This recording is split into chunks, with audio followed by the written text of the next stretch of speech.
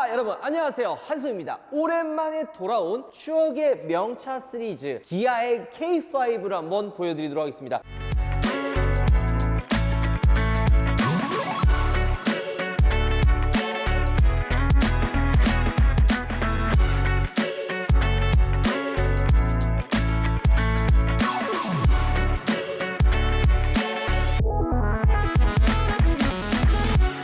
저희가 고정적으로 진행하는 컨텐츠 중에 예전에 명차를 찾아서 추억의 차 시리즈를 한번 보여드리고 요거는 조금 그냥 재미 요소로 할 수 있는 비운의 차 시리즈도 여러분들께 하고 있잖아요. 하지만 이 옆에 있는 K5 같은 경우에는 비운의 차라고 하기에는 말이 안 되죠. 진짜 이 K5의 출시 전과 후로 나눌 정도로 우리나라 자동차 시장에 엄청난 파급력을 보여준 차가 바로 이 옆에 있는 1세대 K5라고 할 수가 있습니다. 오늘은 여러분들께 약간 과거로 돌아갈 수 있는 추억의 명차 시리즈 우리나라의 K5, K 국산차에 뭔가 한획을 그었던 그 차를 한번 소개시켜 드리도록 하겠습니다. 자, 이 K5 지금 봐도 디자인 나쁘지 않지 않나요? 아까 제가 오프닝 때 잠깐 이야기 드렸던 것처럼 이 K5는 국산차 자동차 시장에, 국내 자동차 시장에 이 K5 전과 후로 나뉜다 라고 이야기를 할 수 있을 정도로 엄청난 파급력을 줬습니다. 일단 이전에는 이 로체가 바로 이 K5 이전 모델이에요. 로체 디자인도 나쁘지는 않았지만 이 K5의 디자인을 보면서 야, 우리나라도 이런 차를 만들어낼 수 있구나, 이런 디자인을 만들어낼 수 있구나 라는 약간 자부심과 할 수 있다라는 인식을 심어준 게 바로 옆에 있는 K5라고 할 수가 있죠. 이 K5의 디자이너가 누군지 알아요? 피터 슈라이어. 지금은 이제 현대 기아 이제 디자이너 고문님으로 이제 넘어갔었는데, 피터 슈라이어 디자이너님이 와서 K5를 시작으로 전반적인 현대 기아의 디자인을 좀 손보고 이 패밀리 룩을 입혔던 게 바로 이 시점부터라고 할 수가 있죠. 근데 많은 분들이 헷갈리는 게 이 K5 이러니까 앞에 K자 들어가잖아. 그럼 어떤 느낌이야? 약간 그 코리아 뭐 해가지고 요즘 유행하는 거 뭐예요? 뭐 K-팝, K-방영, K-푸드 뭐 이런 것처럼 코리아의 약자로 알고 있는 분들이 많은데, K는 그 코리아의 약자가 아니라 그 그리스어로 강력, 뭐 통제하다의 앞글자를 따와가지고 K를 가지고 왔고, 차급에 맞는 이제 중형 사이즈의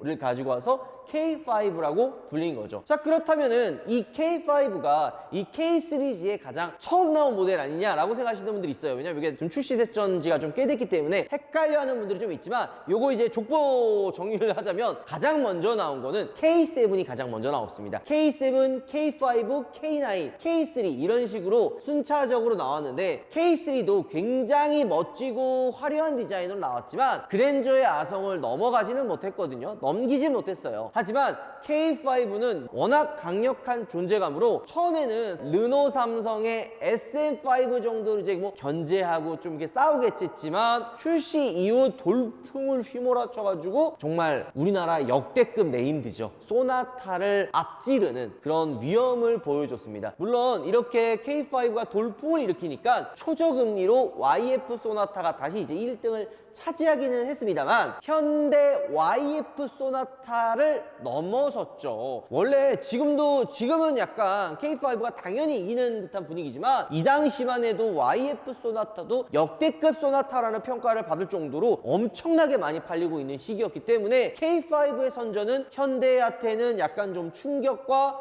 공포를 선사했었던 그런 모델이라고 할 수 있습니다. 많은 분들이 헷갈리시는 게 현대나 기아나 같은 그룹이기 때문에 이 두 차량 뭐 경쟁하겠어 하거든요. 하지만 실제는 안 그래요. 같은 그룹이긴 하지만 이 밑에 일하는 우리 임직원분들이나 사원분들은 두 브랜드가 경쟁 모델이기 때문에 피 터지게 싸웁니다. 그래서 YF 소나타의 판매량이 조금 떨어지니까 초저금리를 무기로 다시 1위를 탈환하기도 한 거죠. 야, 요즘에도 이 K5 간간히 보이나, 문파크? 많이 보이죠. 자, 근데 이게 약간 그 안 좋은 이미지로도 조금 보였어요. 뭐 과학 오호기, 뭐 양카다, 뭐 이런 얘기를 했는데 여러 가지가 이유가 있죠. 일단 매력적인 디자인, 진짜 우리나라에서 이런 디자인이 나올 수 있을 정도인가 싶을 정도로 매력적으로 나왔기 때문에 젊은 이제 오너분들, 젊은 소비자분들이 이 K5를 엄청나게 좋아했습니다. 양카의 계보를 좀 이야기하자면 구아방, 뭐 티비론, 투스카니, 제네시스 쿠페,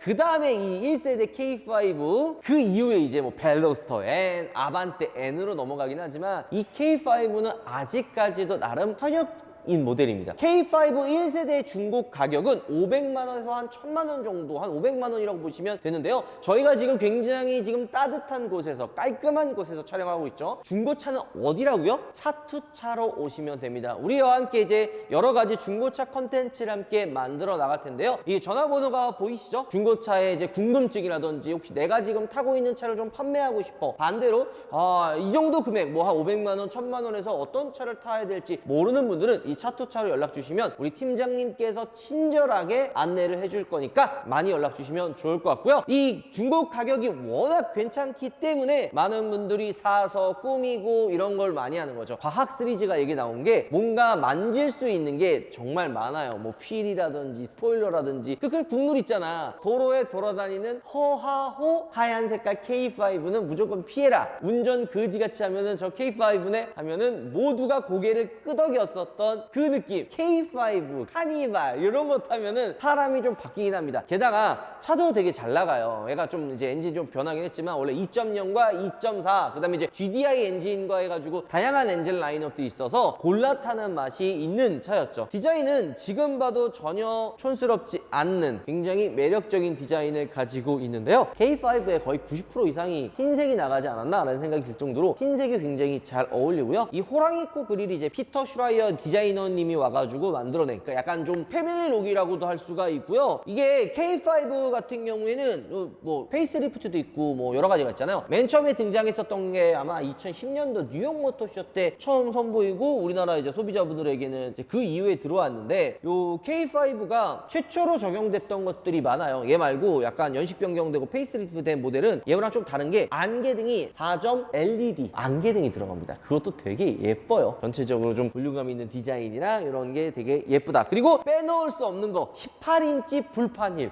요거 빼놓을 수 없어요. 우리나라 지금 나오는 국산차들도 휠 디자인 굉장히 잘 나오거든요. 하지만 이때 그 파격적인 느낌을 지울 수가 없습니다. 옛날엔 솔직히 약간 좀 투박투박하고 디자인도 좀 약간 뭔가 국산차답다 이랬는데, 이 K5의 18인치 불판 휠, 게다가 여기 안에 보면은 투톤으로 되어 있어서 훨씬 더 고급스러운 느낌을 보여주고 있었죠. 그리고 이제 다이아몬드 커팅 휠이라 해가지고 약간 그 다이아몬드 그 표면처럼 깎아놓는 게 있어요. 그런 느낌이 나가지고 훨씬 더 많은 소비자분들이 좋아했죠. 젊은 소비자분들이 차를 사면은 가장 먼저, 그러니까 나 좀 차 좀 판다, 방구 좀 낀다 하면 가장 많이 하는 게 휠 바꾸는 거거든요. 근데 K5는 많이 안 바꿨어요. 워낙 괜찮았기 때문이죠. 그리고 이것도 국룰이죠. 파노라마 썬루프, 루프 스킨, 이것도 많이 했어요. 그러니까 K5가 나름 깡통 모델과 풀옵션 모델, 그러니까 옵션이 좀 많이 들어간 모델과 차이가 많이 나거든요. 예를 들어서 이 라이트도 라이트지만 요 안개등, 그리고 썬루프가 요게 원래 그냥 일반 썬루프가 들어가거나 썬루프를 빼면은 차체색과 동일한 컬러가 들어가요. 화이트, 지금도 화이트와 블랙 앤 화이트 조합 어때요? 국룰이죠. 마찬가지로 이때도 이 검은 색깔의 루프 스킨이 굉장히 잘 어울려서 옵션이 빠진 K5도 요 위에다가 한 5만 원, 10만 원 주고 루프 스킨을 한 분들이 생각보다 많았죠. 이 영상 보면서 야, 라떼는 말이야 이 K5 타고 뭐 을왕리도 가고 뭐 그랬어 임마 막 이렇게 생각할 거 아니야. 대천도 가고. 근데 그때는 진짜 이런 얘기하면 좀 그렇지만 잘 먹어줬어요. 공감해? 아니야. 이 2010년도에 내가 맨 처음에 봤는데 한 11년도, 12년도에 엄청 팔렸거든요. 그때 당시에는 제가 이제 23, 4 정도 됐네. 23살, 24살 정도 되던 시기다 보니까 그때 그 느낌 알지? 우리 문파크 그때 몇 살이었어? 제가 중학생이었네. 꼬맹이였구만.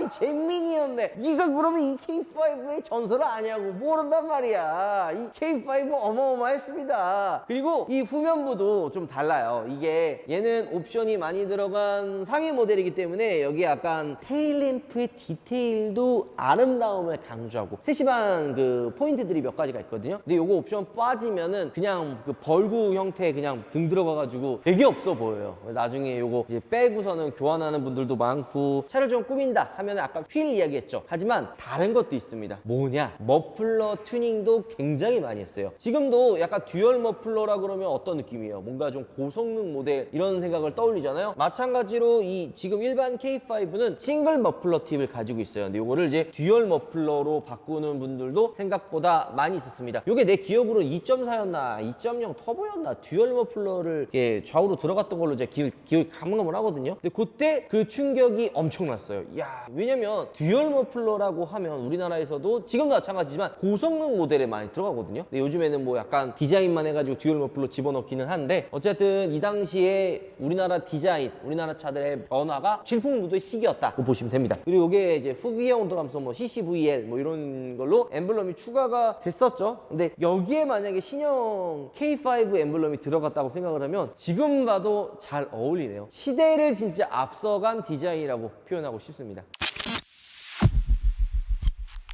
자, 외관의 디자인과 마찬가지로 실내도 나름 파격적으로 나왔습니다. 이전 세대가 아까 제가 뭐라 그랬어요? 로체라 그랬죠. 이 가격이 한 이 당시 1000만 원 후반대에서 2000만 원 정도 이제 가격이 나왔는데 로체보다 훨씬 더 넓어진 실내 때문에 이제 패밀리카로도 많이 출고를 했죠. 플랫폼은 YF 소나타랑 거의 똑같다고 보시면 돼요. 뭐 파워트레인, 뭐 변속기, 그리고 뭐 이제 플랫폼 다 똑같았기 때문에 큰 차이는 없었고 로체와 다른 점은 플랫폼도 바뀌었기 때문에 훨씬 더 넓은 실내 공간을 보여줬죠. 그래서 패밀리카로도 진짜 많이 출고했었던 차량이다 보시면 됩니다. 실내 디자인도 마찬가지로 되게 깔끔하고 한눈에 잘 들어오기 때문에 뭐 호불호가 많이 없었던 그런 차입니다. 그리고 또 한 가지 특징이 버튼들의 위치가 정리가 안 됐던 시기예요. 그래서 원래는 어떤 브랜드든지 그냥 이 버튼들의 위치, 그러니까 핸들에 달려있는 버튼들의 위치들은 통일을 하거든요. 버튼 조절, 음량 조절 뭐 이런 것들은 통일이 되어 있는데 기아에서는 이걸 어디다 넣어야 될지 몰라서 그런지 좀 많이 변했던 시기도 바로 이 시기입니다. 지금은 기아도 그렇고 현대도 그렇고 핸들의 이 버튼들 위치가 거의 통일이 되어 있어요. 이 시점에는 그런 게 좀 안 되어 있다라는 게 예전 차들의 특징이라고 보면 될 것 같습니다. 그리고 재미난 포인트라고 하기엔 좀 그렇지만 원래 이 글로브 박스 열 때 이렇게 레버가 있어서 이렇게 당기잖아요. 근데 지금 K5는 어때요? 누르는 버튼,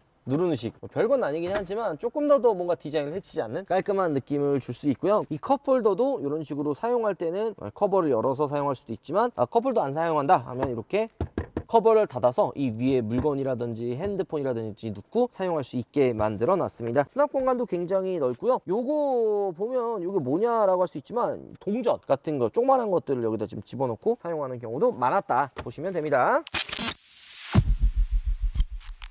자, 이 오랜만에 추억의 차 시리즈, 정말 명차 중에 명차 1세대 K5를 가지고 왔습니다. 진짜 아직도 기억나요. 2010년도에 뉴욕 모터쇼 공개되고 우리나라에서 이제 이 K5가 런칭했을 때 그 파격적인 느낌을 아직까지도 잊을 수가 없습니다. 지금 현행 모델이라고 해도 믿을 수 있을 정도로 굉장히 시대를 앞서간 디자인이고, 이 K5가 2013년도에 페이스리프트 모델이 나오거든요. 그때도 나름 파격적이었어요. 그러니까 전체적인 느낌을 지우진 않았습니다. 워낙 1세대 이 K5 디자인이 잘 나왔기 때문에 뭔가 파격적인 변화. 요즘에는 뭐 페이스리프트 나오면은 뭐 라이트 그릴부터 시작해가지고 그냥 싹 갈아엎잖아요. 하지만 K5는 워낙 잘 나왔기 때문에 그냥 범퍼에 있는 그 안개등 디자인, 그리고 뭐 테일램프 안에 들어가 있는 이제 디테일 정도 조금 수정하는 거 말고는 거의 바뀌지 않았었습니다. 그래서 지금도 아직까지 현행 돌아다니는 뭐 8년 정도 되기는 했지만 페이스리프트 된 K5는 아직까지도 중고차 시장에서 인기가 많고, 요거 풀체인지 모델의 K5는 소나타를 그냥 관짝으로 보내버리는 모델이었죠. 그것도 이제 페이스리프트, 지금 현행 모델의 페이스리프트도 앞두긴 했지만 이제 K5가 과연 또 어떻게 나올지 벌써부터 기대가 됩니다. 우리나라에는 이제 슬슬 이 K5의 이제 소위 말하는 좀 양카는 많이 없어진 것 같아요. 뭐 허아오 이렇게 보면 아직까지 돌아다니는 게 있기는 하지만 뭔가 과한 튜닝으로 타고 다니는 거는 거의 못 보고, 이 차도 수출이 굉장히 많이 나간다고 합니다. 인기가 많은 차들 중에 하나라서 수출이 많이 나가서 우리나라에 점점